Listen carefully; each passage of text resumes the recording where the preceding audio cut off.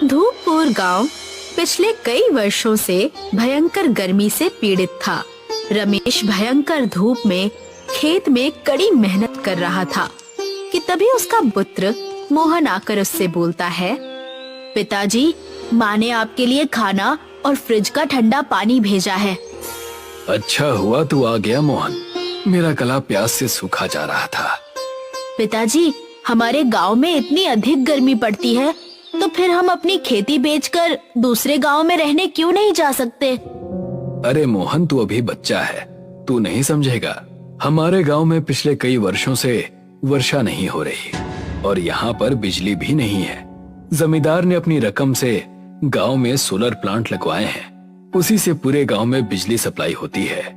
मगर वो सिर्फ उसी घर में बिजली सप्लाई करवाता है जिस घर के लोग अपने खेत उसके पास गिरवी रख देते हैं। यहाँ तक कि गांव के सभी घरों में पंखे, कूलर और फ्रिज भी जमींदार के ही दिए हुए हैं। ये तो गलत है पिताजी। माना जमींदार सबको बिजली, कूलर और फ्रिज देता है, मगर बदले में काम भी तो बहुत अधिक लेता है। तुम वाकई बहुत ही ज्यादा समझदार हो मोहन, इसीलिए तो मैं तुम्हें पढ़ने के लिए तुम्हारी नानी के घर पर शहर भेज रहा हूँ। मुझे विश्वास है कि जब तुम पढ़ लिख कर इस गाँव में आओगे तो वर्षों से चली आ रही इस अत्याचार की परंपरा को जरूर तोड़ोगे। मोहन मुस्कुराता हुआ वहाँ से चला गया। इस घटना के 10 वर्ष बाद विमला अपने खेत से काम करके अपने घर पर लौटी ही थी कि तभी घर पर वो अपने बेटे के साथ एक सुंदर लड़की को देखकर चौंक पड़ी। मोहन, तुम कब आए? बस माँ, बिल्कुल अभी अभी आया हूँ। तुम्हारे साथ ये लड़की कौन है?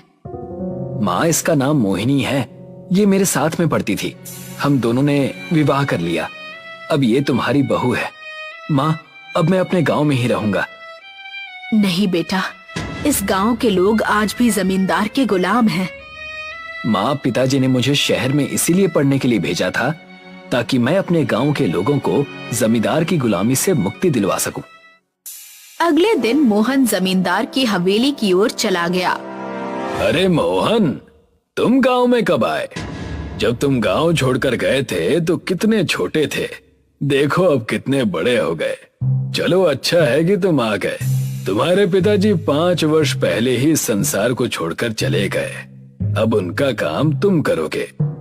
मैं यहाँ पर अपने खेत के कागज लेने के लिए आया हूँ। क्या बकवास कर रहे हो तुम? मैं बकवास नहीं कर रहा, बल्कि सच कह रहा हूँ। मूर्ख, शहर में 4 किताबें क्या पढ़ ली, खुद को बहुत बड़ा बैरिस्टर समझने लगे। मत भूलो, धूपपुर गांव के कुएं ठंडा पानी नहीं देते। अगर तुम अपने खेत के कागज यहाँ से ले जाओगे तो फिर मैं अपने सोलर प्लांट से तुम्हारे घर में बिजली की सप्लाई बंद कर दूंगा और तुम्हारे घर से कूलर, पंखे सब छीन लूंगा।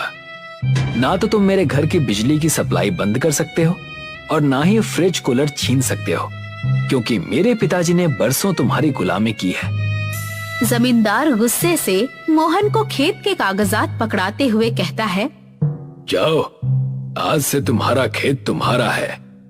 मोहन खुश होते हुए वहाँ से चला गया। मोहन के जाते ही जमींदार का साथी बलराम कहता है, ये क्या जमींदार साहब, आपने इतनी आसानी से हार मान ली? ऐसे तो ये लड़का सारे गांव की जमीन छीन कर ले जाएगा। चिंता मत करो बलराम, अब आगे आगे देखो कि होता है क्या। अगले दिन जब मोहन अपनी पत्नी मोहिनी के साथ घर पर बैठा हुआ था, तभी वहाँ पर जमींदार बलराम और कुछ लोगों के साथ आ पहुँचा। जमींदार, तुम यहाँ कैसे? जमींदार गुस्से से बलराम से कहता है, देखते क्या हो बलराम, मोहन के घर का फ्रिज, कूलर, पंखा ले लो और इसके घर की बिजली की सप्लाई भी बंद कर दो। इसके खेत में ट्यूबवेल से पानी आता है, उस ट्यूबवेल को चलाने में भी मेरी ही बिजली का योगदान है। वहां से भी बिजली हटा लो, देखता हूँ कि ये खेती कैसे करता है और बगैर ठंडा पानी पिए इस गांव की गर्मी को कैसे झेलता है। इतना कहकर जमींदार मुस्कुराते हुए मोहन के घर का फ्रिज और पंखा लेकर चला गया। मोहन की माँ विमला रोते हुए अपने बेटे से कहती है, अभी भी समय है, खेत के कागजात जमींदार को दिया। बेटा, अब मुझसे इस बुढ़ापे में गर्मी नहीं झेली जाती। अपनी माँ की बात सुनकर मोहन की आंखों में आंसू आ गए और वो चुपचाप गांव से कुछ दूर झाड़ियों में बैठ गया। तभी वहां पर एक कबाड़ी वाला आ गया और एक कबाड़ हो चुकी फ्रिज को झाड़ियों में फेंक दिया। क्या हुआ भाई, इस फ्रिज को क्यों फेंक रहे हो? ये फ्रिज बरसों से जमींदार के तहखाने में पड़ी हुई थी। जमींदार ने इसे झाड़ियों में फेंकने के आदेश दिए हैं। इतना कहकर कबाड़ी वाला वहां से चला गया। मोहन कबाड़ हो चुकी फ्रिज को अपने घर ले आया। ये फ्रिज तो कबाड़ हो चुकी है। मोहन सारी घटना बताते हुए अपनी पत्नी से कहता है, मैं इसे ठीक कर दूंगा। शहर में मैंने ये काम भी सीखा था। मोहन दिन रात उस कबाड़ फ्रिज को सही करने में जुट गया और कुछ ही दिनों में कबाड़ फ्रिज नई नजर आने लगी। मोहन, इसको चलाने के लिए भी बिजली की आवश्यकता होती है। चिंता मत करो मोहिनी, मैंने सरकार को एक चिट्ठी लिखी है कि वो मेरे गांव में सरकारी सोलर प्लांट लगवा दे और मैंने बैंक से कर्ज की भी अपील की है। सब ठीक हो जाएगा। आधी रात का समय हो चुका था। मोहन गहरी नींद में था। अचानक उसके पूरे कमरे में ठंड फैल गई। मोहन अचानक उठ गया। मुझे अपने कमरे में एसी जैसी ठंड क्यों महसूस हो रही है? क्या हुआ बेटा? माँ, आपको कमरे में ठंडक नहीं लग रही? हाँ, लग तो रही है और मुझे भी। तभी उन दोनों की नजर फ्रिज पर पड़ी। फ्रिज के अंदर का दृश्य देखकर उन सब की आंखें आश्चर्य से फटी की फटी रह गई। फ्रिज के अंदर एक पूरा बर्फ का गांव मौजूद था, जहां से ठंडी हवा मोहन के कमरे तक आ रही थी। ये कैसे संभव हो सकता है? पता नहीं, परंतु मुझे लगता है कि हमें अंदर जाकर देखना चाहिए। बहू सही कह रही है, मुझे तो ये कोई जादुई फ्रिज लग रही है। वो तीनों फ्रिज के अंदर चले गए। अगले ही पल उन तीनों ने स्वयं को एक गांव में मौजूद पाया, जहां पर हर वस्तु बर्फ की बनी हुई थी। तभी उन तीनों के कानों में किसी स्त्री की आवाज टकराई। कौन हो तुम तीनों? उन तीनों ने जैसे ही पलटकर देखा तो पीछे एक बर्फ की स्त्री खड़ी हुई थी और उन तीनों को देख रही थी। मेरा नाम मोहन है और ये मेरी माँ और मेरी पत्नी है। इतना कहकर मोहन बर्फ की बनी हुई स्त्री को सारी घटना बताता है। तो इसका मतलब तुम ही अपने गांव के ऊपर लगे हुए श्राप को समाप्त कर सकते हो। मैं तुम्हारी बात का मतलब नहीं समझा। चलो, मैं तुम्हें अपने बर्फ के गांव के बर्फ के मुखिया से मिलवाती हूँ।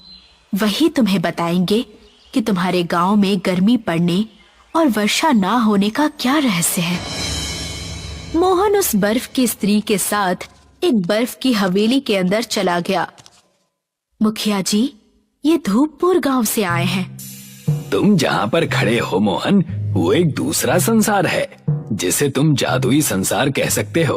तुम जिस गुफा से आए हो, उस गुफा का द्वार हजारों सालों से बंद था। वर्षों पहले हमारे गांव के एक बर्फ के मानव ने उस गुफा के दरवाजे को तोड़ दिया। वो देखना चाहता था कि उस गुफा के अंदर क्या है। जब वो उस गुफा के द्वार को तोड़कर उसके अंदर घुसा तो उसने अपने आप को एक दूसरी दुनिया में पाया। उस समय तुम्हारे गांव में भरपूर वर्षा होती थी और पूरे गांव में हरियाली ही हरियाली थी। बर्फ के मानव को देखकर तुम्हारे गांव का मुखिया बुरी तरह से घबरा गया। उसने हमारे गांव के बर्फ के मानव को एक फ्रिज के अंदर बंद करवा दिया और उस फ्रिज को एक तहखाने में फेंकवा दिया।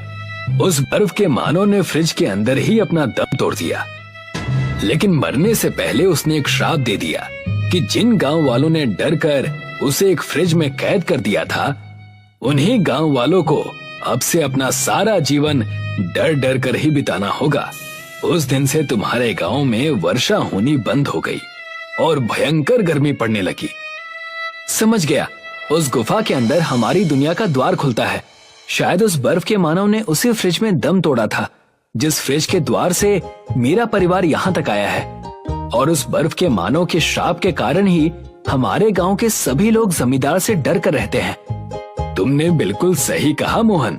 शायद तुम भी उसी द्वार से इस दुनिया में आए हो, और उस द्वार से केवल वही आ सकता है जिसके मन में दूसरों के प्रति इंसानियत हो। तुम अपने गांव वालों के दिल से डर को समाप्त करो और उनके मन में वीरता जगाओ। ऐसा करते ही श्राप समाप्त हो जाएगा। लेकिन जमींदार ने गांव वालों के मन में बुरी तरह से अपना डर बना रखा है। तुम ही उस डर को समाप्त कर सकते हो, क्योंकि हमारे बर्फ के गांव में बरसों से ये भविष्यवाणी चली आ रही है कि इंसानों की दुनिया से कोई इंसान अपनी पत्नी और माँ के साथ हमारे गांव में आएगा, जो हमारे दिए हुए बर्फ के मानव के श्राप को समाप्त कर सकता है, और वो तुम हो मोहन। बर्फ के मुखिया की बात सुनकर मोहन अपनी पत्नी और माँ को लेकर गुफा के अंदर घुस गया। अगले ही पल उसने अपने आप को घर के अंदर पाया।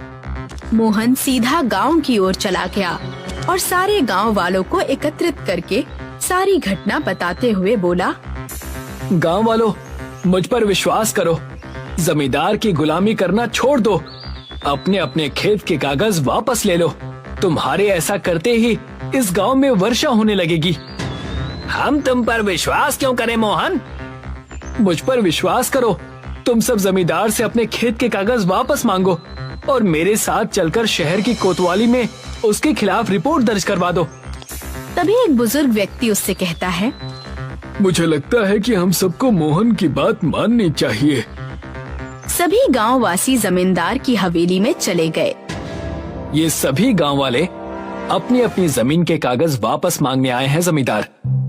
ये जानते हुए भी कि सोलर प्लांट मेरा है, मैं इनका बिजली पानी सब बंद कर दूंगा। चुपचाप से इनके कागज इनके हवाले कर दो। जमींदार इतने सारे लोगों को देखकर डर गया। उसने तुरंत सारे कागज मोहन के हवाले कर दिए। तभी वहाँ पर पुलिस की एक जीप आ गई। मोहन इंस्पेक्टर की ओर देखकर कहता है, इंस्पेक्टर साहब, गिरफ्तार कर लीजिए इस जमींदार को और इसके साथ ही इस बलराम को भी। पुलिस ने जमींदार और बलराम को गिरफ्तार करके जेल में भेज दिया। और ऐसा करते ही धूपपुर गांव में आसमान की काली घटा छा गई और बारिश होने लगी और धूपपुर गांव श्राप से मुक्त हो गया। सुरेश एक खानदानी कुम्हार था। उसके पिता भी मटके बनाया करते थे और वो भी, और अब उसके साथ उसका बेटा योगेश भी मटके ही बनाता था। देखो बाबा, मेरा मटका कितने अलग आकार का है। हाँ, अच्छा है, पर बेटा इसकी गर्दन इतनी पतली है कि इसमें से पानी निकालने के लिए इस मटके को टेढ़ा करना होगा। अब वो तो है, ऐसे मटके ज्यादा ग्राहकों को पसंद नहीं आते, लेकिन अब तुमने बना ही दिया है तो अच्छा है। बाबा, तो क्या सिर्फ वही मटके बिकते हैं जो आम होते हैं? ज्यादातर तो वही बिकते हैं, इसलिए हम हमेशा वैसे ही मटके बनाते हैं। पर मुझे याद है, जब आखिरी बार मैंने ऐसा मटका बनाया था तो वो बहुत महंगे दाम पर बिका था। अच्छा है, इस मटके के भी हमें अच्छे ही दाम मिलेंगे, देख लेना बाबा। हाँ। तभी रुक्मिणी उन दोनों के लिए चाय लेकर आई। योगेश बेटा, मुझे लगता है तुझे शहर जाकर कोई और काम करना चाहिए। इस काम में रखा ही क्या है? तेरे बाबा जिंदगी भर यही करते रहे। देख हमारी हालत, पूरी जिंदगी गरीबी में काटनी पड़ी है। नहीं माँ, मुझे शहर वहर नहीं जाना, और तो और मुझे मिट्टी से चीज बनाना बहुत पसंद है। मैं कहीं नहीं जा रहा। देख बेटा, मेरा काम है तुझे समझाना। तू मेरी बात मान या ना मान, वो तेरी मर्जी। अच्छा, ये सब छोड़ो रुक्मणी, तुमने कहा था कि तुम योगेश की शादी की बात करने वाली हो अपने भाई से, उसका क्या हुआ? भैया तो राजी है हमें अपनी बेटी देने के लिए। तो देर किस बात की, बात आगे बढ़ाओ। वैसे भी मैं चाहता हूँ कि जल्द से जल्द योगेश की शादी हो जाए। ठीक है, तो मैं इस रविवार को सगाई की रस्म रखवाती हूँ। वाह, ये हुई ना बात। अपने शादी की बात सुनकर योगेश भी बहुत खुश था। रविवार के दिन सुरेश का घर फूलों से सजा हुआ था।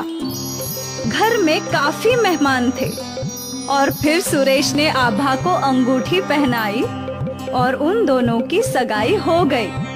सभी लोग बहुत खुश थे। फिर क्या था, अब से रुक्मिणी रोज योगेश को शहर जाकर काम करने के लिए दबाव डालने लगी। सुन बेटा, अब तेरी शादी होने वाली है, तुझ पर जिम्मेदारी बढ़ने वाली है, तेरी कमाई भी बढ़नी चाहिए। अगर तू यही मटके बनाते रहा तो ऐसे ही गरीब रहेगा। मेरी बात सुन, शहर जाकर कोई अच्छा काम ढूंढ ले। नहीं माँ, मैंने कहा ना मुझे शहर नहीं जाना, मैं यही खुश हूँ। रुक्मिणी का दबाव भी योगेश पर काम नहीं आ रहा था। योगेश को अपने काम से बहुत प्यार था। कुछ ही महीनों में योगेश और आभा की शादी हो गई और रुक्मिणी इस इंतजार में थी आभा के घर आते ही। बेटा, मैं तुम पर एक बहुत बड़ी जिम्मेदारी डाल रही हूँ। मेरा बेटा मेरी बात नहीं सुनता। उसके अच्छे भविष्य के लिए मैं चाहती हूँ कि वो शहर जाकर कोई काम करे, पर वो है कि वो यही रहना चाहता है। अब तुम ही उसे मना सकती हो। मैं कोशिश करूँगी माँ जी। फिर एक दिन योगेश अकेला मटके बना रहा था। आभा उसके पास आ गई। अरे आओ आओ, ये देखो कितना बढ़िया मटका है। हाँ, बहुत अच्छा है। क्या बात है, तुम्हें कुछ कहना है? मैं सोच रही थी कि कब तक आप ऐसे मटके बनाओगे? क्यों ना हम शहर जाकर कोई काम ढूंढे? नहीं आभा, मैं जानता हूँ कि ये सब मेरी माँ ने तुम्हें बोला होगा, पर मेरी बात अच्छे से समझ लो। मुझे मिट्टी का बर्तन बनाने का बहुत शौक है। मैं जिंदगी भर यही काम करना चाहता हूँ। मन मारकर अगर मैं शहर चला भी जाऊँ तो भी मैं खुश नहीं रहूँगा। योगेश की बातें सुनकर आभा स्तब्ध रह गई। उसके पास बोलने के लिए कुछ था ही नहीं। शाम को रुक्मिणी ने आभा से पूछा, क्या योगेश शहर जाने के लिए राजी हो गया? नहीं, और मुझे भी लगता है कि उन्हें यही रहना चाहिए। अब तू ये क्या बोल रही है? माँ जी, उन्हें मिट्टी के बर्तन बनाना बहुत पसंद है। वो मन मारकर शहर नहीं जाना चाहते, और यही सही भी है। 2 महीने गरीबी में रहेगी ना, तब समझेगी कि मैं क्यों शहर भेजने के पीछे लगी थी। माँ जी, आप बस चाहती है कि आपका बेटा अच्छा कमाए, तो वो जरूर होगा। उस दिन से आभा अपने पति के काम की सराहना करने लगी। ये मटका कितना अच्छा है। अच्छा है, पर बाबा बोलते हैं कि ऐसी लंबी गर्दन वाले मटके ज्यादा नहीं बिकते।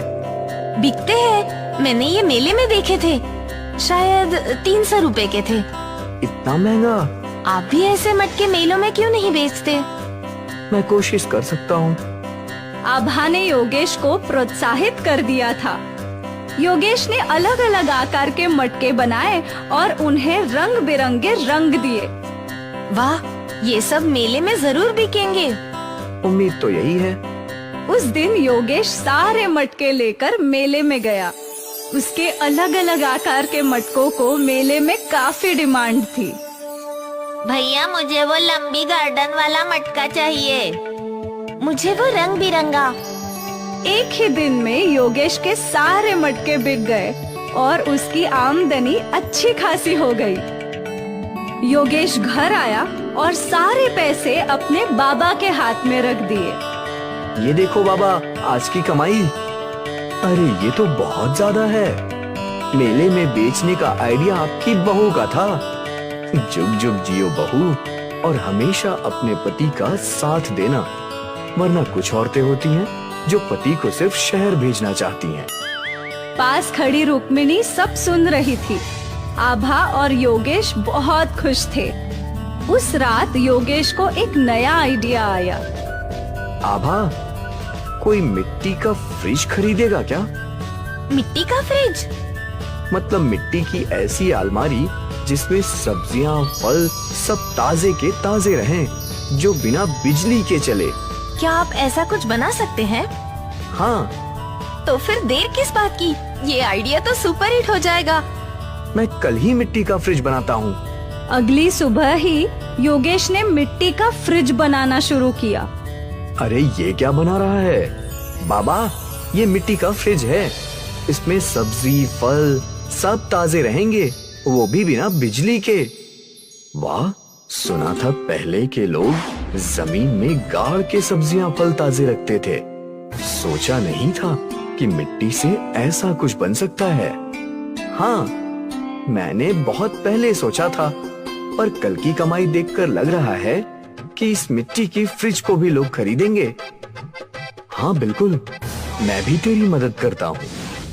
फिर बाप बेटे ने मिलकर कई मिट्टी के फ्रिज बनाए।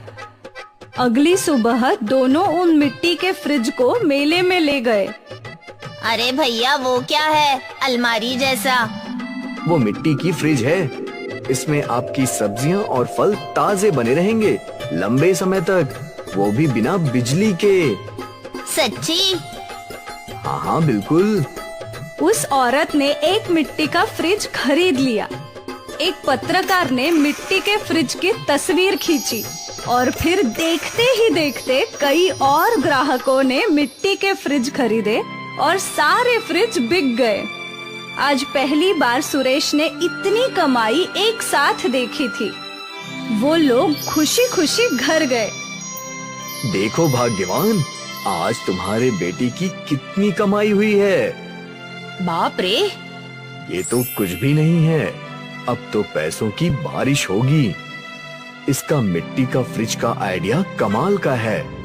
लोगों ने हमें एडवांस दिया है मिट्टी की फ्रिज बनाने के लिए।